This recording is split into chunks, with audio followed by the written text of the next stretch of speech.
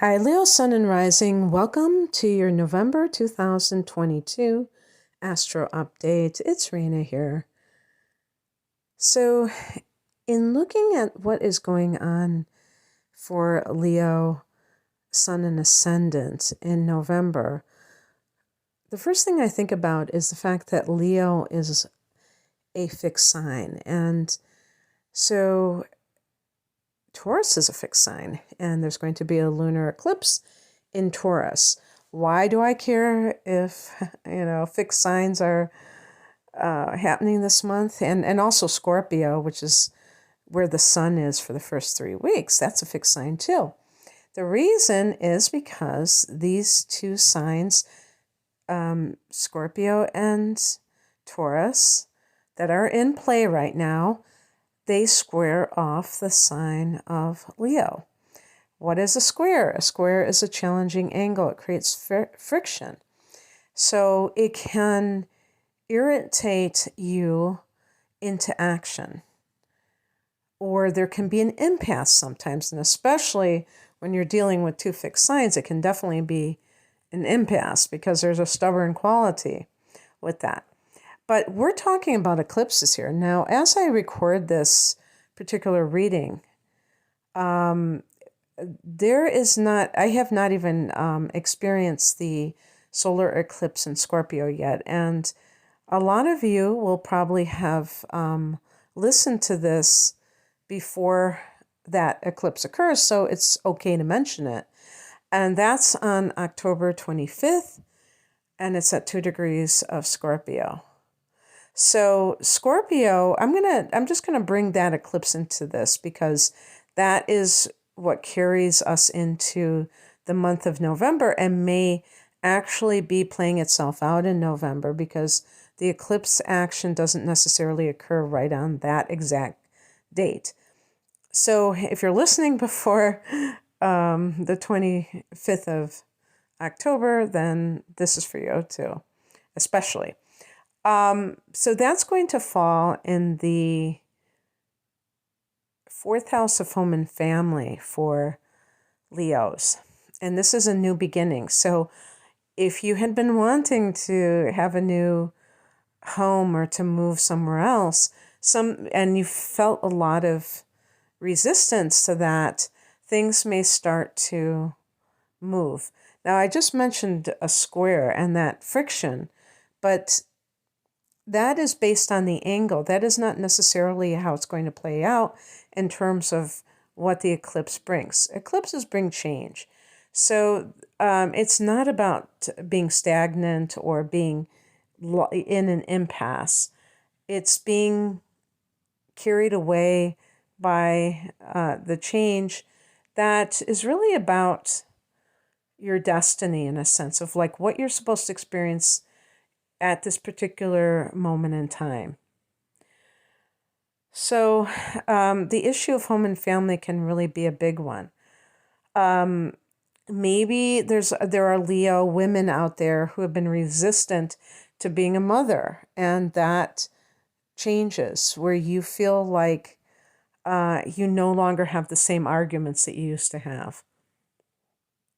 But like I said, too, about home matters. Now, I listen to astrologers myself, and one of the things that I notice is sometimes astrologers almost make the lunar and solar eclipses interchangeable.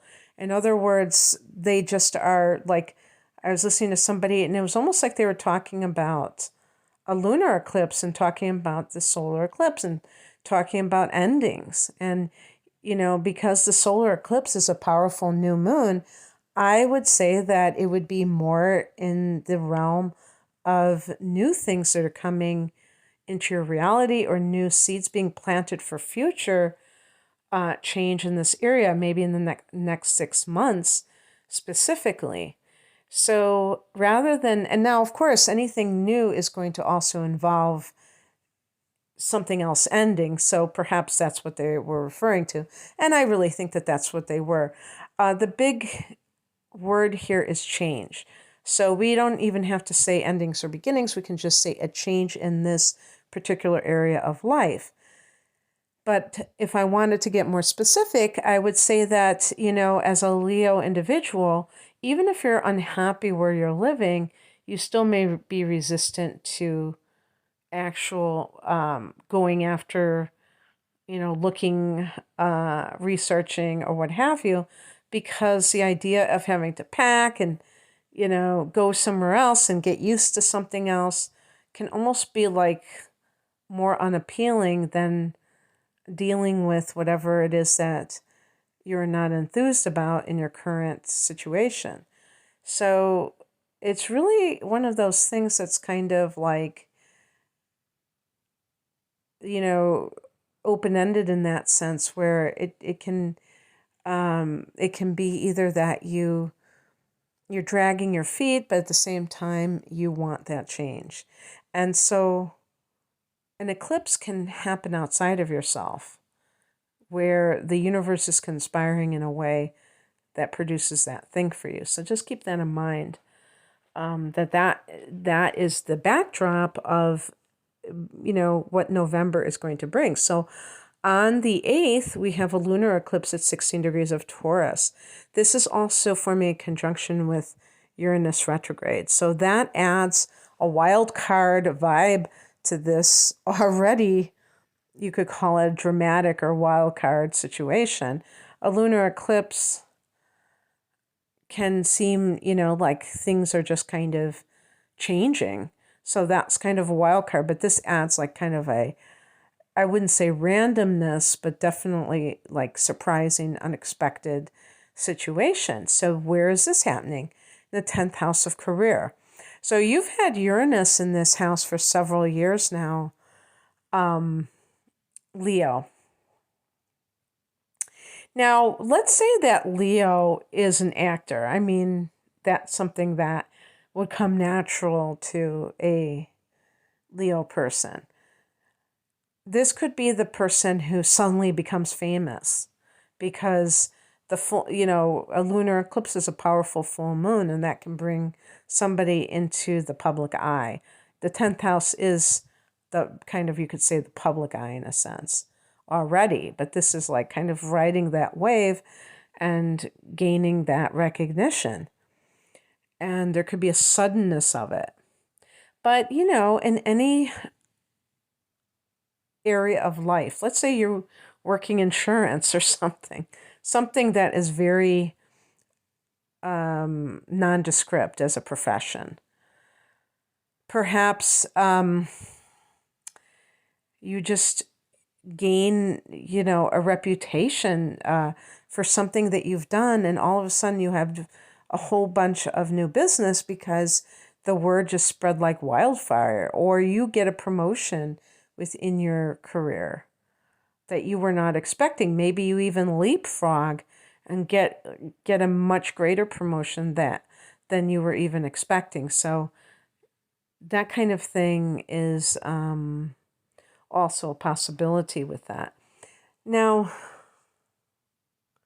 with both of these being in the opposing houses, these eclipses, there can be this kind of an adjustment that has to be made, because we have new beginnings with home life, and then we have the situation with maybe in some cases endings. If you are ending a particular profession, maybe you're going into something completely different, maybe you're going back to school or getting some kind of training, or you're retiring.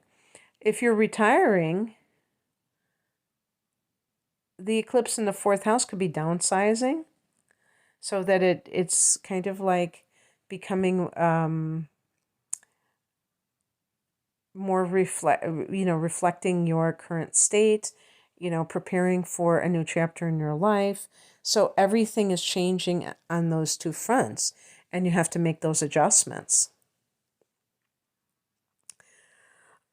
On the 16th, Venus goes into Sagittarius. On the 17th, Mercury goes into Sagittarius. On the 22nd, the Sun goes into Sagittarius. And on the 23rd, there's a new moon at 1 degree of Sagittarius. So that's a day after the Sun goes into Sag. Okay, Sag is a fellow fire sign. So this is, I talked about the square, which is a hard angle. This is the best of the best. It's a trine. And this is very free-flowing, supportive energy, Leo. And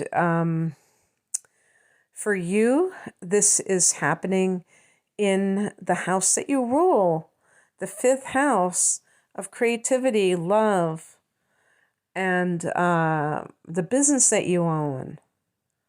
Some of you may be deciding to go into business for yourself, and this is the time when you are launching. I read this thing about, while this is happening, Mars is retrograding in Gemini, and that's in your 11th house, And I keep reading, like, don't, start anything new during a Mars retrograde. And, my feeling about it is you have to really tune into yourself, because I don't believe that this is something that is do or die. Like, if you were to launch something, that it would be a crashing disaster. It's what they're really a lot of times saying is that you're not going to have the same kind of energy. Maybe you're going to be sluggish, and you're not going to be able to pour your energy into something. But, even if you're doing the same old, wouldn't that apply to that as well? I don't see how that really affects whether something is new or not.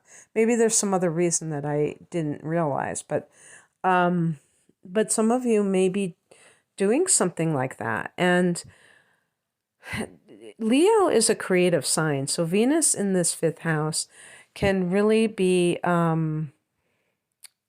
good for inspiring your creativity, and the new moon as well. But the other thing too is that this is the house of pleasure. So if you're the type of Leo who really takes pleasure in admiring and, art appreciation, admiring other people's creative output, then that might be something that you're doing right now. This, at least in the United States, is a period of time that kicks off the holiday season. I would say the last week of the month, because we have Thanksgiving in the United States. And perhaps, I know Diwali is at the end of October. So I don't know I don't know how that works around the world, because we're the holiday season is typically based on Christmas. Of course, there's also Hanukkah and whatever else is going on. But it's just kind of funny, because it just is it's already been kind of established that way. So you might be just going to the theater more, going to, with people that in your family, or they're visiting, and just doing kind of these fun activities. It doesn't have to be just art. It can be anything that brings you pleasure. This is going to be a very social time because of this, because the fifth house can be parties, similar to the 11th house, but more what you find pleasurable personally. So if you're exploring it with other people, that's great, but you could also just be doing it for yourself. And you might find love. If you're looking for love, Venus could certainly be that for sure. And on the same day that there's a new moon in Sagittarius, on the 23rd, Jupiter goes direct. And this is at 28 degrees of Pisces. So this is in your 8th house. And Jupiter here can have some connection with money. Jupiter itself can have connection with money, but the 8th house is other people's money. So if there has been some kind of even legal matter that has occurred, and yes, actually, in the month of October, Saturn goes direct on the 23rd in your opposite sign of Aquarius, in that 7th house, which can be committed partnership, but can also be legal affairs. So that might have some kind of connection to this Jupiter going direct in November, because that could bring those blessings that are coming from other people. So if you're getting divorced and you weren't sure if you were going to share in the, your ex-partner's money and all of that, if you feel that you had some stake in that, that could be a possibility, or an inheritance. So these kinds of things can turn themselves around in certain cases or be resolved. Also things of in the nature of the occult, like astrology and the tarot, like any kind of metaphysical studies. These things may be going forward now if there was some kind of snafu. And so that's also indicated in November. Okay, that's what I have for you, Leo. I hope that this resonated. If you would like a private reading, I have double readings that I'm promoting that are, package deals, and they are discounted because you're buying two. It's an hour of natal chart analysis with an hour of upcoming transits for the next 12 months. It's called my deep dive reading. I have another similar one, but one with the tarot, with a full-length tarot reading called the whole enchilada. And I have standalone readings, and I have life path readings, love readings, the whole schmear. So you can find out more information at the link below. I'm at rainamoonAstrology.com. Thanks for listening. Take care. Bye.